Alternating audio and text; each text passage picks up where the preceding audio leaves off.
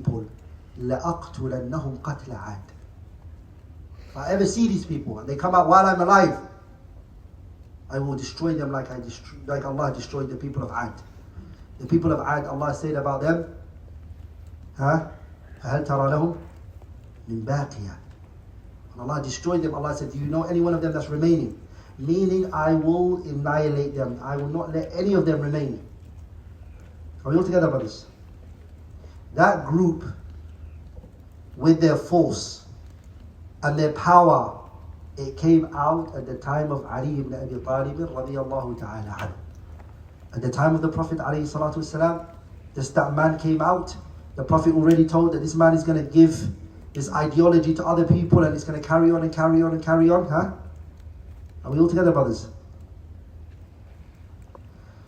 And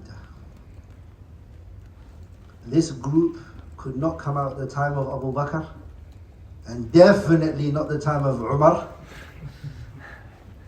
And also they didn't come fully at the time of Uthman, even though they were the ones who killed him. But they came with force, with an army, with power, with leadership at the time of Ali ibn Abi Talib. Are we all together, brothers? And they left Ali ibn Abi Talib, who was situated in Kufa. Ali was in what? Iraq, Kufa. That's where his Khilafah was. What they did was they went out to a place called Harura. They resided there. They said that these are all kuffar, they're not Muslims. They've abandoned the deen of Allah subhanahu wa ta'ala. We are the ones who only believe in Allah. We are the only ones that are holding on to the religion of Allah. All of these people are kuffar, murtaddun an deen al-Islam. Are we all together? Who are they saying that about? Ibn Ammi Rasulillah. So Abdullah ibn Abbas said, listen, he went to Ali, he said, Ali, give me permission to go and debate these people. And Imam Hakim mentions this in his Mustadrak. He said, please give me permission to go and debate with them. Abdullah ibn Abbas, he dressed nicely, wore a nice garment, and he went to them in where they were. When he came to them, he saw a people whose foreheads were like the knees of the camel. What does that mean? The excessive prayer that they were praying, the sujood that they were doing, their foreheads keeping on the ground for so long, their eyes were sunk in so deep they rarely slept. They were siyam and qiyam. The Prophet even described them, يحقر أحدكم صلاته مع صلاتهم وصيامكم مع صيامهم, that one of you will belittle your fasting and your prayer when you look at their ones, the way they do it.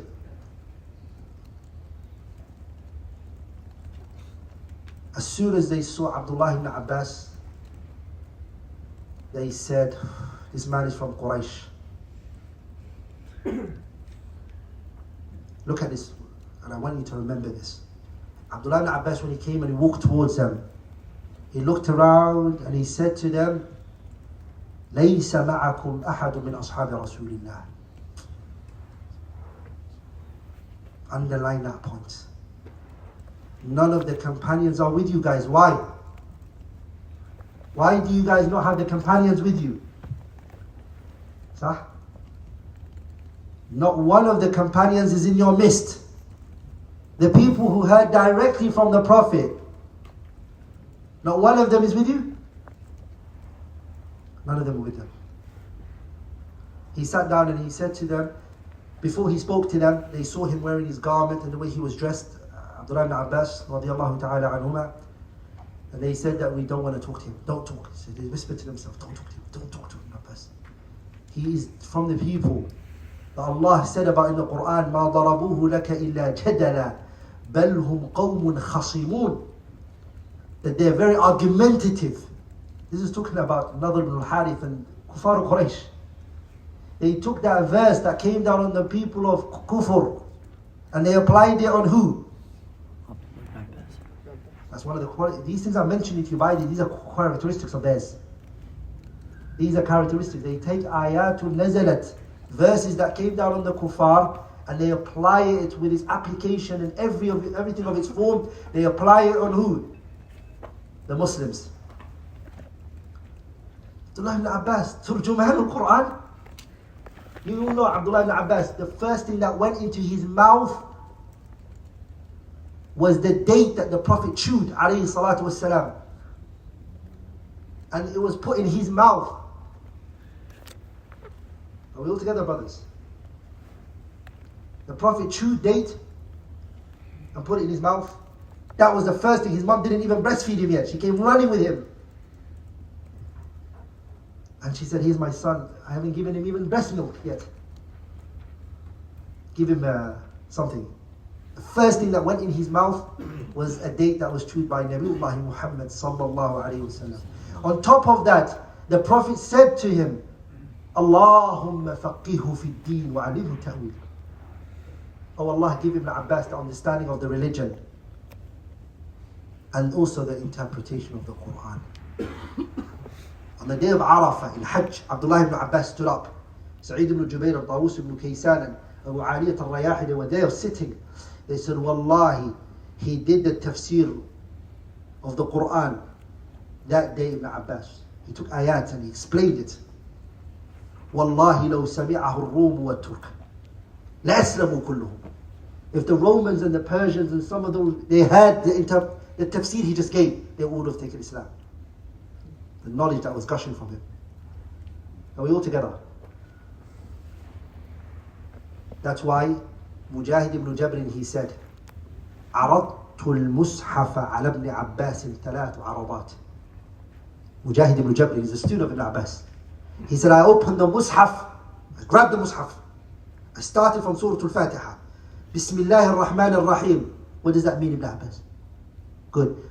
Alhamdulillah Rabbil Alameen. What does it mean? Every ayah he explained it to me. 3 times and we finished the Quran. 1, 2, 3.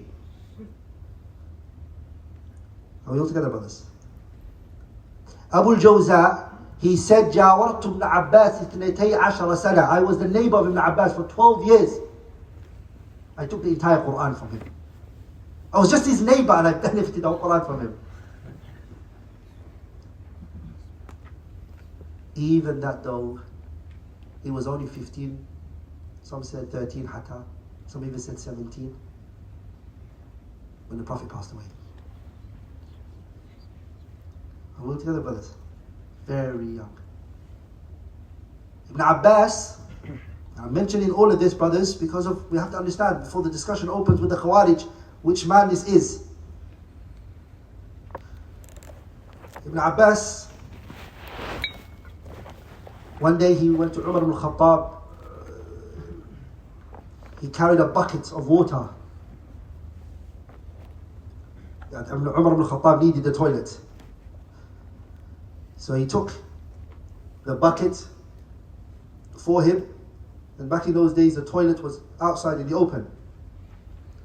So he got the water ready for him. He put it there for him. And he walked away, waited for Umar to finish his call of nature. And he came. And then he took the bucket after Umar used it. And he poured more water in it for him. And then he started to wash the hands of Umar for him. And Umar then would do wudu.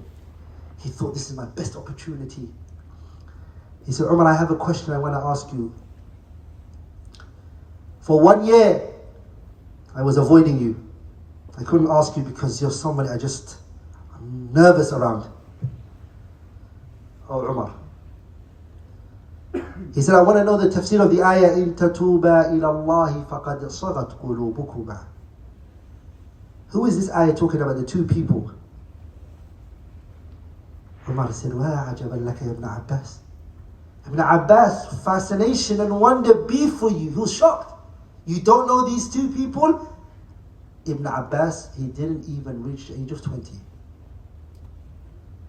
Umar was like, you don't know this? إِنَّهَا حَفْصَةٌ وَعَائِشَةٌ. This ayah is talking about his daughter Hafsa and Aisha. And he mentions the story when the Prophet boycotted his wives for 29 nights. That's a story for another time. Yeah? But this shows you that Umar saw Ibn Abbas as an alim, a person of great knowledge. And that's the case. He brought Ibn Abbas as a youth. It reminds me of the line of poetry, وَكَمْ مِنْ صَغِيرٍ لَا حَنَتْهُ عِنَايَةٌ مِنَ اللَّهِ فَاحْتَاجَتْ إِلَيْهِ الْأَكَابِرُ. How many people are young in age, but the senior people might need them in knowledge? Young, but senior people need them because of what they carry, the knowledge they carry on their shoulders. Ibn Abbas was one of them. Ibn Abbas used to sit in the Majlisu Ashura, the people who make the decisions for the Muslims, the Khilaf of Umar, the decision makers. Ibn Abbas was one of them. As a youth who didn't even reach the age of 20. He was a teenager when he was making decisions for the Muslims. Abdulrahman ibn Auf said to Umar one day, why are you bringing Ibn Abbas in this gathering? He's the same age as our son. Like he's a young kid. And we're all big men sitting here making decisions for the ummah. And there's a young boy sitting. Umar said, I'll show you why. He sat down and looked at all the Sahaba. He said, إِذَا جَاءَ نَصْرُ اللَّهِ وَالْفَتْحُ وَرَأَيْتَ النَّاسَ Surah An-Nasr. He said, what do you guys understand from the surah? They all gave their interpretation. Each one of them said, what we take from the ayah is Allah is commanding the Messenger ﷺ to exalt him and to ask forgiveness from him and etc. They gave their tafsir. He said, good. All of you are right. But Ibn Abbas, I want to know, what did you get from the ayah, surah? And he said, the surah was to show qurbu mawti Nabi sallallahu alaihi wasallam, the Prophet was about to die. He didn't just look at the words. He looked at the deep meaning more than just the surface level. And then Umar smiled and he said, I also understood from the surah what you've understood from it. That's why I chose him to sit with us. Are we all together, brothers? So this is an encouragement from you young brothers to not waste your time. وَالْوَقْتُ أَنْفُسُ مَا عُنِيتَ بِحِفْظِهِ وَأَرَاهُ أَسْهَلَ مَا عَلَيْكَ يَضِيعُ. Time is the most important thing, brothers. The money that you have today, if you lose it, you might get it back again. The time you lose, you will never get it back. You will never what? Inshallah.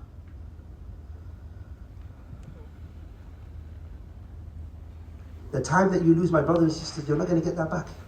And the day of judgment, brothers, wallahi, you'll be asked about your time. The hadith of Abi Barzat al-Aslami, لا تزول قدماء عبد يوم القيامة حتى يسأل عن أربع. A person's legs will not move from its position until he answers 4 questions. From the 4 questions is what? عن عمره فيما أفناه. How did you spend your time?